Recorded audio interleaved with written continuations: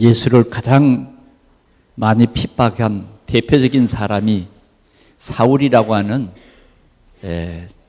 바울입니다. 정말 그는 율법을 연구했고 성경을 많이 알았습니다.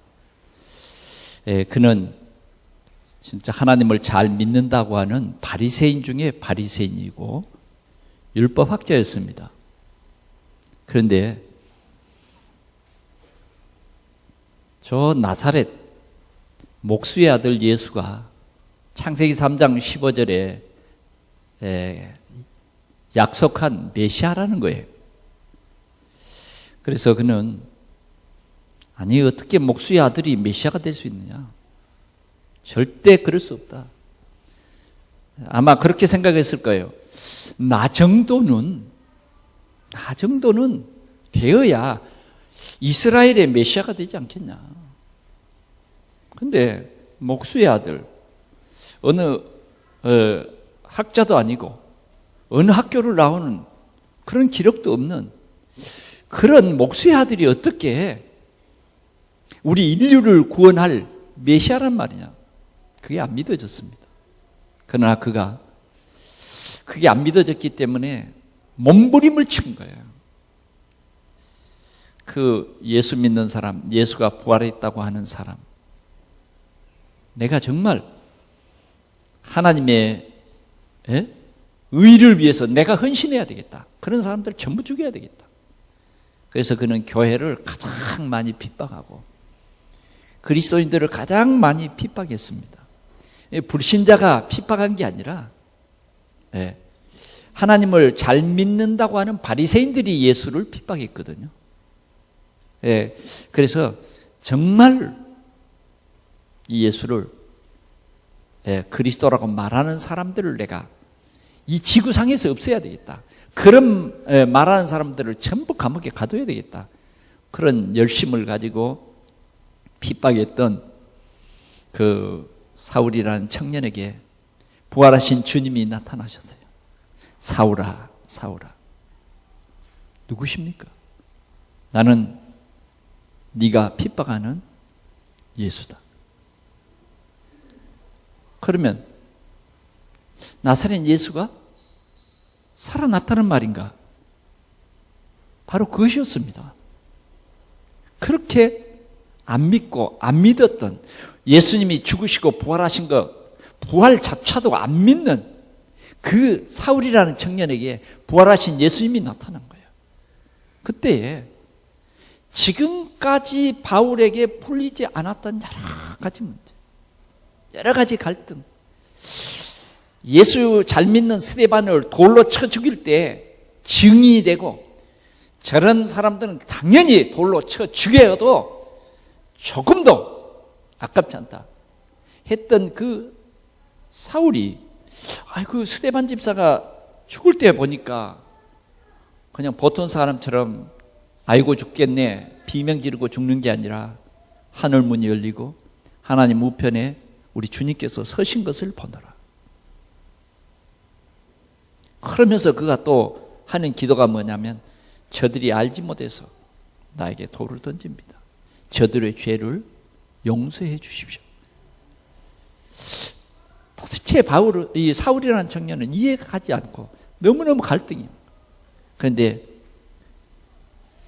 그 누구도 사울이라고 하는 이 청년은 너무 무섭고 너무 징그럽고 그 사람을 보면 다 그리스도인들이 도망가지 그 사람에게 그리스도를 전할 수가 없을 만큼 정이 떨어지는 소름이 끼치는 사람. 그러니까 아무도 전해주는 사람이 없죠. 그런데 부활하신 주님이 사울아 사울아 불러버린 거예요. 누구십니까? 나는 예수다. 그때 이 사울이라고 하는 청년은 예수가 정말 그리스도구나. 이때 믿은 것입니다. 이때 믿은 거예요. 그러면서 하나님께서는 이 사울을 향해서 너는 이방인과 임금들과 이스라엘 자손들에게 복음을 전할 나의 택한 그릇이다. 이게 웬일입니까? 그 핍박자 사울을 우리 예수님께서는 세계 복음할 제자다. 세계 복음할 사람이다. 이렇게 불러주신 거예요. 바울은 그때부터 회개하고 이제 예수가 그리스도라고 하는 이 사실을 증거하기 시작했습니다. 오늘 본문은 바울이 이제 바나바와 함께 중직자들이 중심으로 세워진 안디옥 교회의 목회자로 있다가 안디옥 교회에서 이제는 세계 복음화를 위해서 선교사를 보냅니다. 선교사 지망생을 이렇게 5사람을 뽑았는데 그 중에 2사람이 선별했어요. 그 2사람이 누구냐면 바울 사도와 바나바입니다. 이 2사람을 따로 세우고 지금 이 2사람이 선교사로 나아갑니다. 이 2사람이 선교사로 나가는데 바보라고 하는 그런 섬으로 지나서 비시디안 안디옥이라고 하는 곳에서 오늘 본문 말씀 회당장이 그 회당에 사람들이 많이 모였는데 바울에게 네가 믿는 그 복음을 한번 말해봐라 이렇게 된 것입니다. 그럴 때 바울은 그 자리에서 예수 그리스도를 증거한 것입니다. 제가 지난번에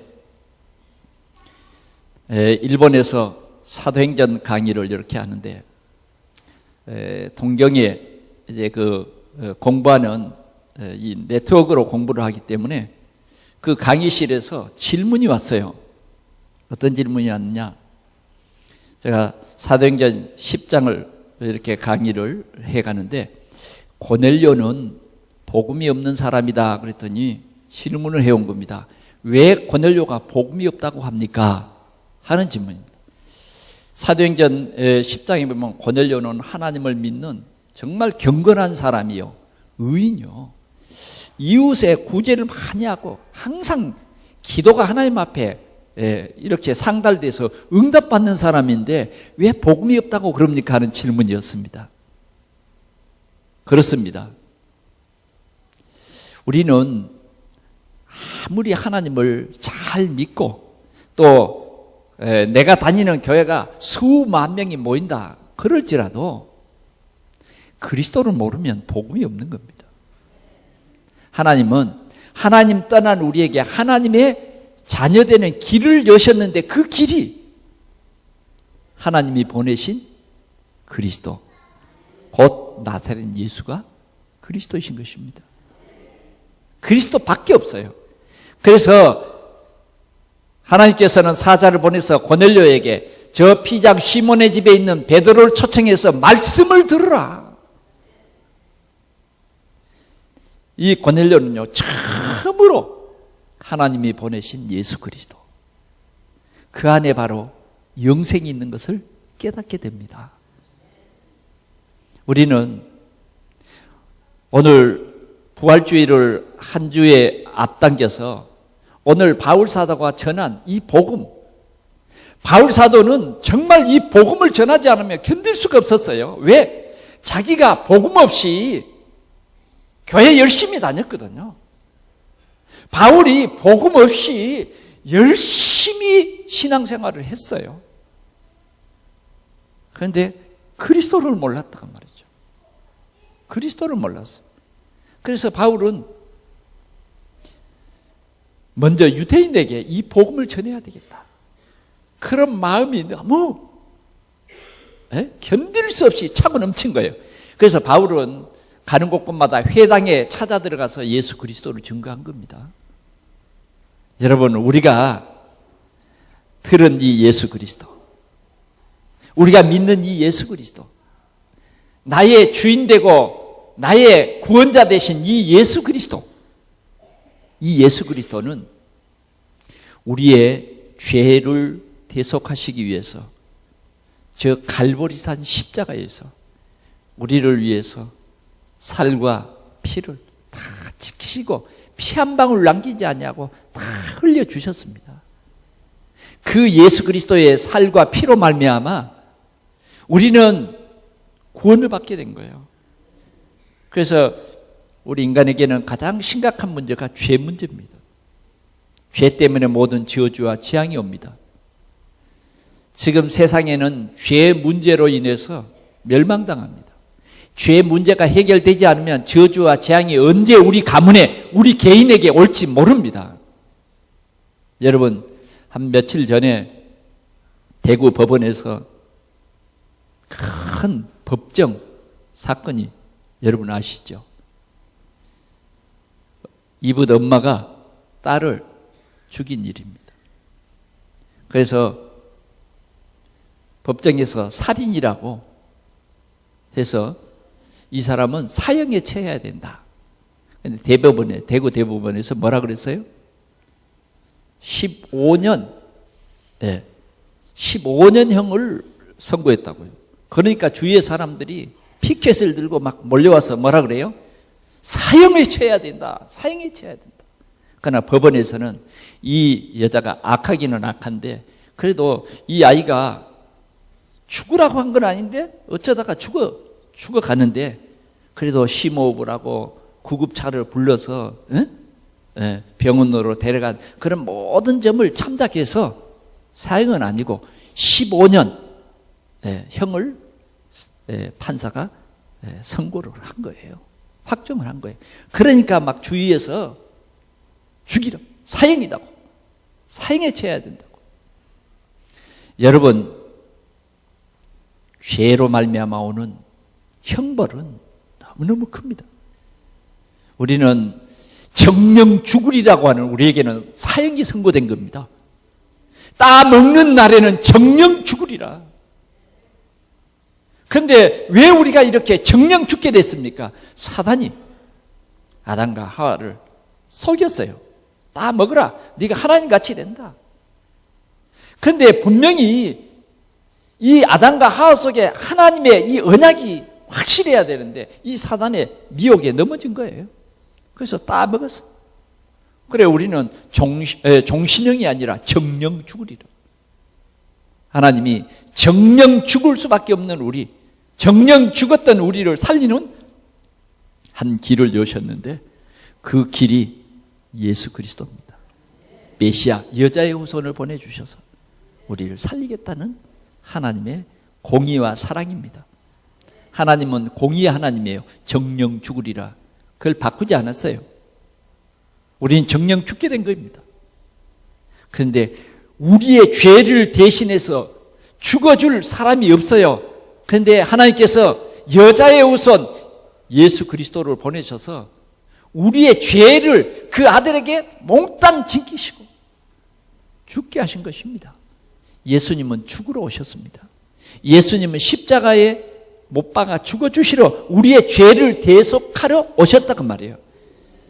빌라도가요, 예수님을 아무리 죄를 찾아봐도 찾지 못했어요. 유대인들은 이 사람이 자칭 유대인의 왕이라고 말한다. 지금 우리나라는 로마의 통치하에 있는 나라인데 이 사람이 밀란을 일으키고 유대인의 왕이라고 한다. 그게 정치적인 죄 몫이에요. 고발한 죄예요. 그 다음 종교적으로 두 번째는 자칭 그리스도라고 말한다. 그래서 우리가 믿는 이 하나님 믿는 이 종교를 어지럽히게 한다. 이 두 가지 제목입니다. 그래서 빌라도가 그 고소장을 받고 아무리 조사를 해봐도 사형을 시킬 만한 죄가 안 되는 거예요. 그래서 백성들에게 말했어요. 나는 양심상 이 사람에게서 죄를 찾지 못했다. 죄를 찾지 못했다. 그러나 유대인들은요, 끝까지 뭐라 그럽니까? 십자가에 못 박으래요. 그래서 어디 사람이냐? 이 사람이 갈릴리 사람이다. 그러니까 이 빌라도는 이 예수를 헤로데에게 보냅니다. 그러면 내 행정상, 내 행정이 아니라 헤로데 행정이다. 헤로데에게 넘어갔어요. 예수님이 이렇게 끌려다녔습니다. 하나님이 죄인의 몸으로 끌려다닌 것은 왜 그럴까요? 바로 우리의 죄를 대속하기 위한 과정이었습니다. 헤롯이 정말 이 나사렛 예수가 유명한 유명세를 탔고 도대체 한번 만나보고 싶었지만 차마 그 못 만났는데 이렇게 법정에서 만나게 된다. 기뻐하면서 예수를 만났어요. 그러나 헤롯이 예수를 믿으려고 만난 것이 아닙니다.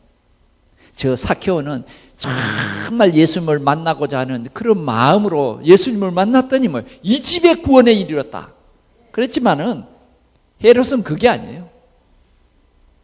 그러나 헤롯도 예수에게서 절대로 죽을 사형을 언도할 만큼 죄를 찾지 못하고 다시 빌라도에게 보냅니다. 빌라도는요 3번이나 이 예수를 사형에 이스라엘 사람들이 말하는 유대인들이 말하는 사형에 해당되는 죄가 있는지 아무리 찾아도 찾지 못합니다. 그래서 유대인들에게 말합니다.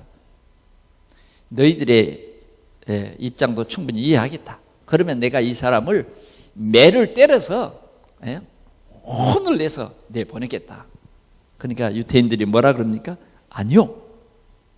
이 예수는 십자가에 못 박고 밀란을 일으키고 살인한 강도 바라바는 살려주세요. 바라바를 놓아주세요. 군중들은 외쳤던 것입니다.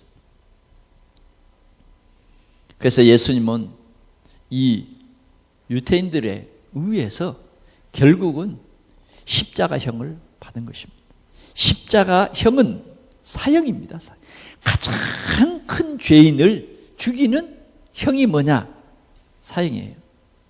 우리 옛날에 우리 한국에서는 가장 악한 죄인을 죽이는 방법이 뭐예요? 사거리에 가서 하나는 손, 하나는 오른손, 하나는 오른발, 왼발, 멍에에다가 다 묶여서 소를 쫓아버려 사지를 찢어버리는, 그게 가장 어쩌면 무서운 형벌이었어요. 그런데 예수님은 십자가에 못을 박아서 매달아서 죽으면 묻어버린 거예요. 예수님이 그 형을 선고받고 십자가를 지고 골고다로 갔습니다. 예수님이 십자가에서 피를 흘리고 살을 다 찢겼습니다. 멸시와 조롱과 천대를 밤새도록 받으신 예수님은 그냥 십자가에 매달자 몇 시간 난 데서 죽어버렸어요. 엘리 라마 사막단. 마지막 기도. 하나님 왜 나를 버리셨습니까? 하나님은 저와 여러분들을 구원하시기 위해서 예수님을 십자가에 못을 박도록 내버려 두셨어요. 오늘 우리가 죄 사함을 받았다, 구원을 받았다, 나는 저주와 재앙에서 해방됐다, 이것이 그냥 되어지는 것이 아니라 그 예수 그리스도께서 참 제사장으로서 우리의 죄를 이렇게 십자가에서 대신 치루어진 것입니다. 아무나 구원 주신 것이 아닙니다. 여러분, 구원은 값이 싼 것, 그냥 되는 게 아니에요. 구원은 엄밀히 말하면 하나님의 선택입니다. 하나님의 선택. 하나님이 구원 주시기로 작정된 자가 있어요. 하나님이 영생 주시기로 작정된 자가 있어요. 그 사람을 위해서 예수님은 죽으신 것입니다. 그래서 예수님은 다 이루었다. 예수님은 십자가에서 못 박아 죽을 때 예수님을 따르던 여자들이 막 울었습니다. 예수님 너무 억울하죠. 막 울었다. 그럴 때 예수님은 뭐라 그런지 아세요? 나를 위하여 울지 말고 너희와 너희 자녀들을 위해서 울어라. 예수님은요 성경대로 죽으시지만 그러나 예수님을 못 박게 했던 그 사람들도 성경이 이루어진 거예요. 그러나 가장 불행한 사람들은 바로 그 사람들입니다. 가룟 유다를 중심해서 예수를 십자가에 못 박은 그 후손들은요 그 죄가 얼마나 크겠습니까? 그래서 예수님께서는 그랬어요. 너와 너희 자녀들을 위해서 울어라. 주님은 성경대로 가는 겁니다. 죽어주시러 오셨어요. 오늘 우리는 예수 그리스도의 이 죽으심, 인간은 죄 때문에 반드시 죽습니다. 그러나 예수님은 그리스도라는 증거로 유대인들이 예수를 십자가에 못 박아 죽였지만은 예수님을 하나님이 다시 살리셨다. 아리마대라고 하는 지역에 사는 요셉이라는 사람은 공회의원이었어요. 공회에서 예수님을 십자가에 못 박도록 결의할 때에 요셉은 늘 아니다 그랬어요. 반대했어요. 그 요셉이 예수님이 십자가에 매달려 죽으신 것을 보고 빌라도에게 찾아가서 예수님의 시신을 나에게 주시오. 그래서 이 아리마대 요셉은 예수님의 시신을 돌로 판 자기의 무덤, 새 무덤에, 그러니까 공회의원이니까 우리나라로 말하면 국회의원 정도 되는 모든 사람들에게 인정을 받는 그러한 훌륭한 사람이죠. 자기 무덤에 예수님의 시신을 갖다가 장사 지냈어요. 예수님은 완전히 우리 죄 때문에 죽으신 것입니다. 죽었어요. 정령 죽으리라. 예수님이 대신 죽어버린 거예요. 아멘? 이 예수님이 내 죄 때문에 죽으셨다고 하는 이 사실을 믿는 사람은 즉시 우리의 죄 문제가 끝나고 즉시 우리의 호적이 변합니다. 사망에서 생명으로. 우리의 하늘의 생명록에 우리의 이름이 기록되어 있는 것입니다. 여러분, 두 번째로 예수님은 부활했습니다. 그래서 우리의 산 소망이 되셨어요. 여러분, 오늘 사도 바울은 비시디안 안디옥에 있는 사람들에게 복음을 전하면서 이렇게 말합니다. 여러분, 우리가 존경하는 다윗은 하나님의 마음에 합한 사람이요, 하나님의 뜻을 이루는 훌륭한 다윗은 우리와 똑같이 죽어서 조상의 묘에 들어갔습니다. 썩어서 무덤에 있습니다. 그러나 예수님은 하나님이 다시 살리셨다. 하나님이 다시 살리셔서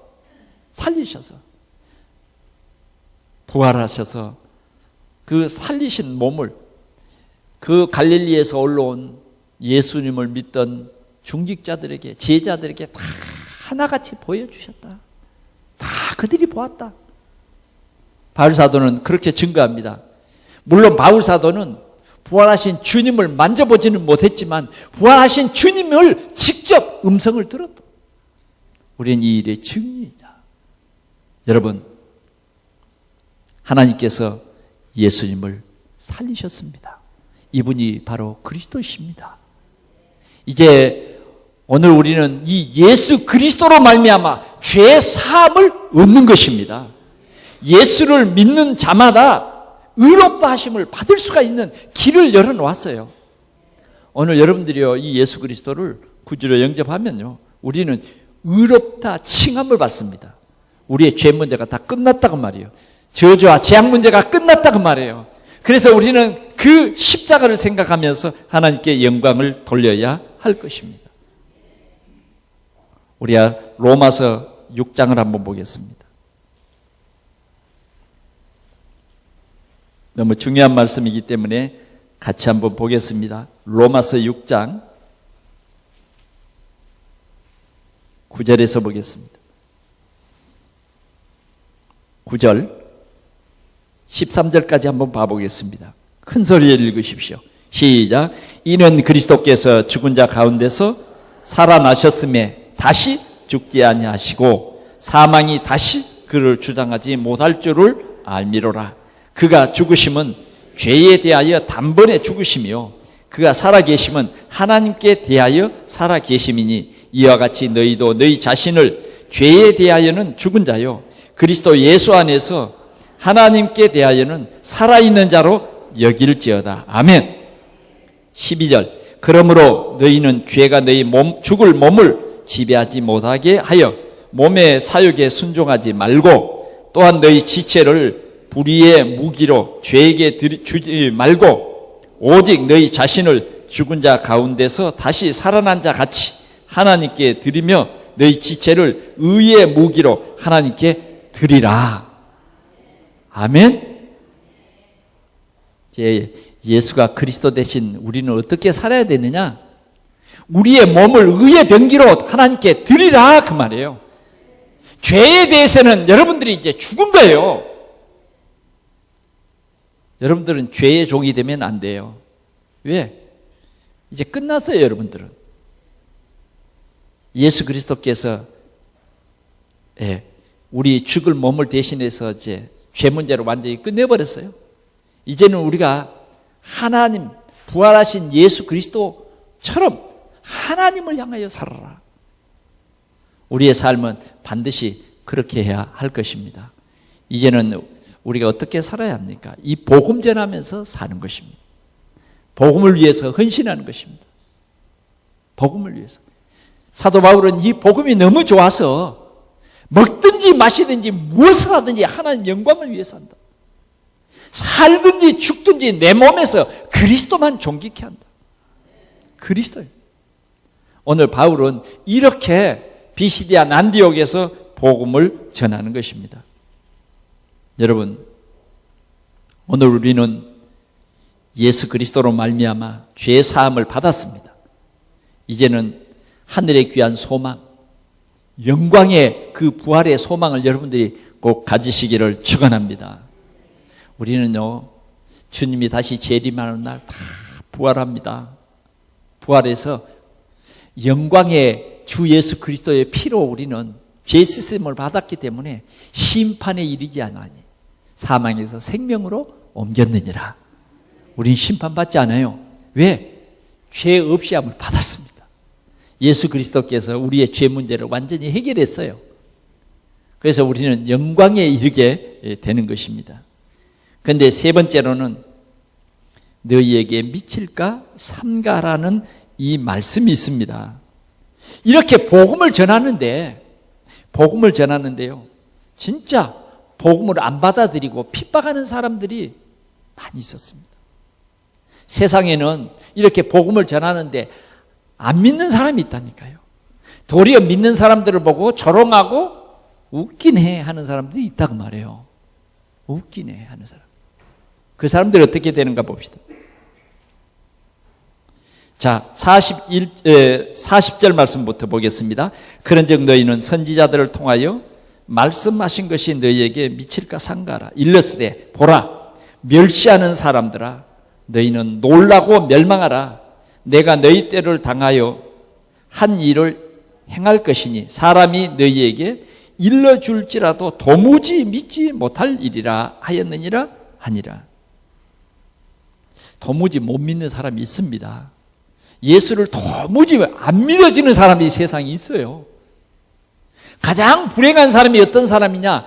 예수가 그리스도라는 이 사실을 듣고도 도무지 안 믿어지는 거예요. 안 믿어져.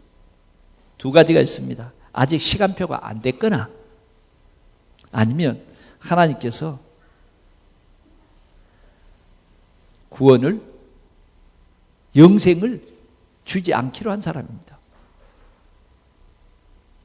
그러니까 우리가 지금 예수 안 믿는다 그래가지고 아이 저 사람은 지옥 갈 사람이다 그러면 안 돼요. 그러면 안 됩니다.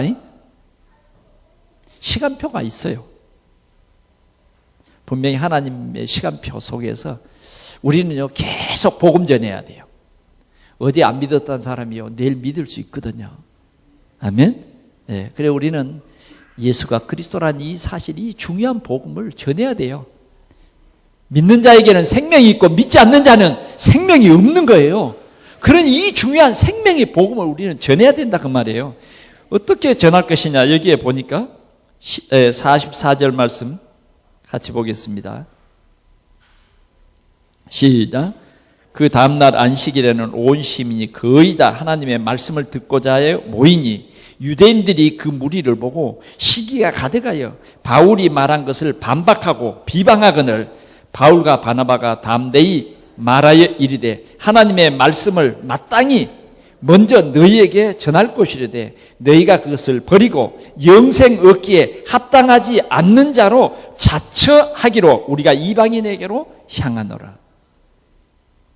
유대인들은요 그 다음날 복음 전하는데 유대인들이 사람들이 막 많이 모이니까 시기가 가득한 거예요. 그래서 바울 사도 일행들을 핍박한 겁니다. 핍박한 거예요. 그럴 때 바울 사도는 말합니다. 바울이 말한 것을 반박하고 비방하거늘 바울과 바나바가 담대히 말하여 이르되 하나님의 말씀을 마땅히 먼저 너희에게 전할 것이로되 너희에게 진짜 이 하나님의 말씀을 진짜 다 전해서 진짜 예수가 그리스도라는 사실을 알게 해줄 것이로되. 이 바울은 유대인입니다. 그러니까 그런 마음이 꼭 있는 거예요. 먼저 자기 가까운 사람 챙겼습니다. 복음 속에서. 예루살렘과 온 유대와 사마리아지 않습니까? 그런데 이 사람들이요, 도무지 믿지 않고 비방해, 반박해. 말꼬리 잡고 자꾸 반박하는 거예요. 말씀 전하지 못하도록 자꾸 시비하는 거예요. 그래서 바울 사도와 바나바는 그럽니다. 너희들이 영생 얻기에 합당치 않는 자로 뭐 했다고요? 자처. 성경 보세요. 성경 봐. 자처했다. 그래서 뭐예요? 그래서 우리는 발걸음을 이방인에게로 돌리겠다. 그러면서 발에 먼지를 떨어버리는 거예요.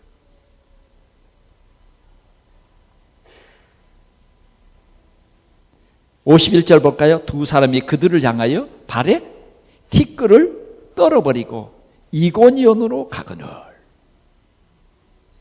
떨어버렸어요. 아무나 구원받는 게 아닙니다. 아무나 구원받는 거 아니에요. 자, 48절 보겠습니다. 시작. 이방인들이 기뻐하여 하나님의 말씀을 찬송하며 영생 주시기로 작정된 자는 다 믿더라. 아멘. 이방인들에게 이제 복음이 증거되는데 이방인들이 다 믿는 것입니다. 오늘 그 복음이 우리에게까지 왔습니다. 우리도 실은 이스라엘에게 말하면 이방인입니다. 근데 이스라엘이 예수 안 믿으니까 하나님이 우리에게 이 복음 주실 거예요. 우리는 영생 주시기로 작정된 자인 줄 믿습니다. 오늘도 우리 주위에 영생 주시기로 작정된 자, 우리는 그 사람들에게 복음을 전해야 합니다. 이번 주간에도 우리가 고난주간인데 진짜 이 영생 주시기로 작정한 우리의 이웃들이 누군가 영적인 눈을 크게 뜨고 이 복음 전하는 우리 성도들이 되기를 축원합니다. 결론으로 말씀드립니다. 영생 주시기로 작정된 자는 어떤 사람이냐? 갈보리산 그리스도를 기억하고 겸손히 예배하는 사람들입니다. 그 사람이 영생 주시기로 작정된 자. 사랑하는 성도 여러분, 우리는 항상 갈보리산 그리스도, 나를 위해서 살을 찢기시고 나의 죄 때문에 대신 피를 흘리고 생명을 버리신 그 주님을 늘 기억하며 복음의 빚진 자로 겸손히 살아갈 수 있기를 바랍니다. 그 주님은 부활하셔서 감람산에서 세상 살리는 메시지를 주었어요. 제자들을 부르셔서 그리스도 하나님 나라 성령 충만, 그것을 약속해 주셨어요. 오늘 우리는 그리스도 하나님 나라를 위해서 성령 충만하시기를 축원합니다. 우리가 성령 충만해야 우리 교회가 부흥되고, 성령 충만해야 우리 가정도 살리고, 성령 충만해야 우리 직장도 살리고, 성령 충만해야 상급을 받습니다. 오늘 우리 동산교회가 성령 충만하시기를 축원합니다. 지금 성령으로 우리 함께 하시는 그리스도로 여러분들이 누리시기를 바랍니다. 여러분 어떤 문제가 와도 주는 그리스도시오 살아계신 하나님의 아들이십니다. 그러면 문제가 해결되는 거예요. 여러분들은 어떤 문제를 여러분들이 해결하려고 노력하지 말고 예수가 그리스도라고 고백하시기 바랍니다. 고백하고 체험하시기 바랍니다. 그리스도는 모든 문제 해결자입니다. 자꾸만 우리 예수 믿어도 우리의 문제를 내가 해결해 보려고 애쓰는 사람 많아.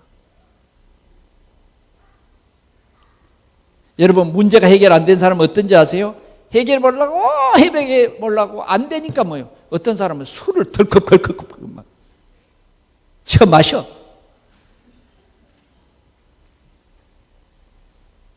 그리스도로 결론 난 사람입니까? 아니다 그 말이에요. 아니요. 그건 여러분들이 진짜 그리스도로 결론 났으면요, 고백하세요. 세상적인 방법 말고 주는 그리스도시요 살아계신 하나님의 아들이십니다. 고백하고 조금 기다려봐. 하나님이 어떻게 문제를 해결하시는지. 믿지 않는 사람하고 똑같이 문제를 해결하려고 하면 안 되는 거예요. 반드시 우리는 예수가 그리스도이심을 고백하면 됩니다. 그러면 행복한 거예요. 24시 우리는 그리스도를 체험하고 말씀을 실현시키는 우리 동산의 모든 성도들이 되어주시기를 축원합니다. 우리가 다음 주일은 우리가 총 또 이 전도 캠프하는 새 생명 초청 주일입니다. 이 좋은 그리스도를 가장 여러분들이 사랑하는 사람들에게 함께 나눌 수 있도록 교회만 다니지 말고 진짜 그리스도가 나의 주인 되는 그 체험이 여러분과 또 여러분들의 주위에 있는 모든 사람들이 체험되어지는 그런 하나님의 귀한 역사를 반드시 누리는 귀한 부활주일이 꼭 되시기를 축원합니다. 우리 하나님 아버지 감사합니다. 오늘 우리에게 이 생명의 복음을 주시니 주에 감사합니다. 그리스도, 우리 인생의 모든 문제를 해결하신 하나님이신 것을 주님, 바울 사도는 선교의 현장에 가는 곳곳마다 증거했습니다. 주님, 오늘도 전도 현장에서 우리가 우리 인생의 모든 문제를 해결하신 부활하신 예수 그리스도를 담대히 증거하는 우리 성도들의 복된 삶이 되게 하여 주옵소서. 예수 그리스도의 이름으로 기도하옵나이다. 아멘.